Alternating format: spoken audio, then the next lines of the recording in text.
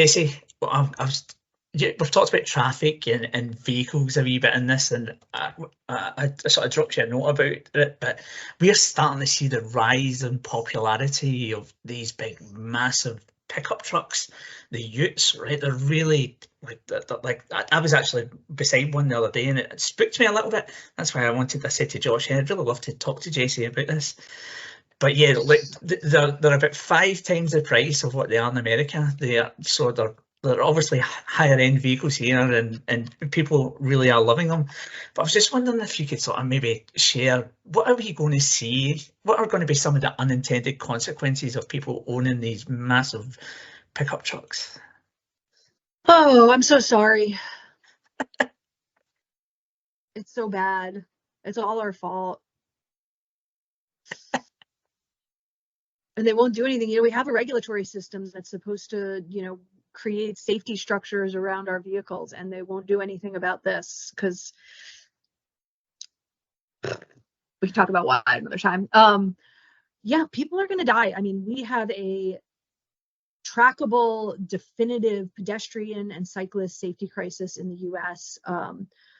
The numbers are rising. It's directly attributable to vehicle size and a handful of other factors. Something we're also seeing, which is scary, is that people in smaller cars are more at risk from these mega vehicles because they're so large and they're so powerful to move their size. And as you can expect, I mean, that is directly a, class and race-based slaughter.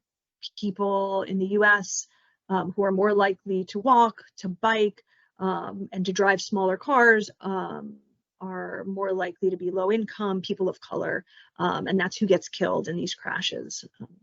And we pay more for these mega vehicles too. That's why the automakers sell them. They can sell them for more than they can for a sedan or a small car.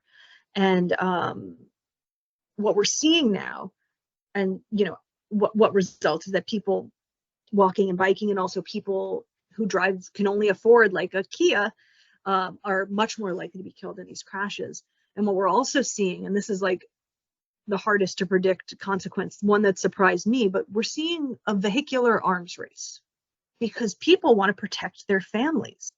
So people who have no interest in a Ford F-150 are buying a Ford F-150 because they don't want to put their family next to that giant vehicle and risk, not protecting their people because that's the other vehicle on the road.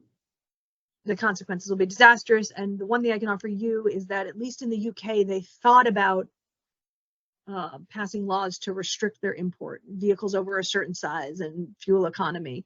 If you know local advocates in the transportation world, I would urge it before the problem gets worse, because it's self-perpetuating. Someone's more likely to get a big car if the big car is next to them, scaring them on the highway. Yeah, actually, Jason, that's exactly how I felt. So my wife's got one of these little Suzuki Swifts, just a tiny thing, I was driving it, and it appeared. I was like, oh, wow, this is massive. But yeah, I was just wondering, like, because they're so massive, it's just like they're going to have to change the way that we park, and so we've got all this stuff to look forward to, have we? Great. Yeah, it's gotten everyone's really got bad here. yeah, and it's well, like I say, they're so expensive. They're really massive. You get a very nice European car for the same price you pay for these really massive trucks. But Jesse, we're